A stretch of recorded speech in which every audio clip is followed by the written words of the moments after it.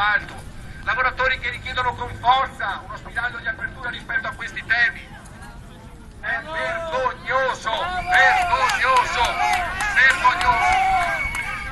Noi parliamo e siamo qui anche grazie alla solidarietà dei lavoratori del comune che subiscono tagli estremi, decurtazioni salariali infami in nome di una crisi economica che sta impoverendo sempre le solite fasce di popolazione, che sta arricchendo altre.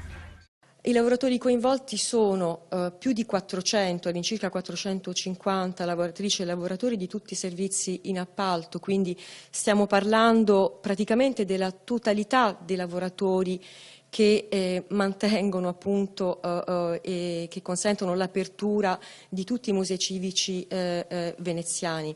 Quindi siamo lavoratrici e lavoratori addetti all'accoglienza, addetti alla sorveglianza, quindi le biglietterie, poi tutti i servizi delle biblioteche, poi ci sono i lavoratori e lavoratrici dei bookshop, delle caffetterie e dei servizi del pulimento. Una manifestazione, uno sciopero per chiedere cosa?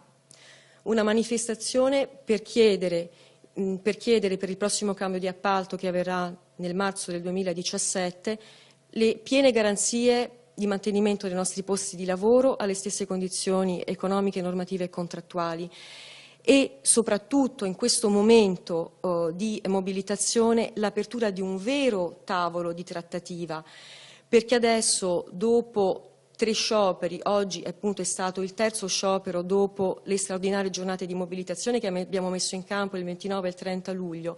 Dopo queste giornate di mobilitazione noi ancora non abbiamo avuto un reale confronto con l'amministrazione comunale e con la Fondazione dei Musei Civici Veneziani, che sono appunto la nostra controparte. Nelle trattative precedenti c'è stata una chiusura totale rispetto alle nostre rivendicazioni, quindi noi chiediamo di essere appunto di nuovo, di avere di nuovo la possibilità di un incontro, perché fino ad ora tutto quello che abbiamo ricevuto è un atteggiamento non solo di chiusura ma di totale denigrazione da parte del sindaco Brugnaro.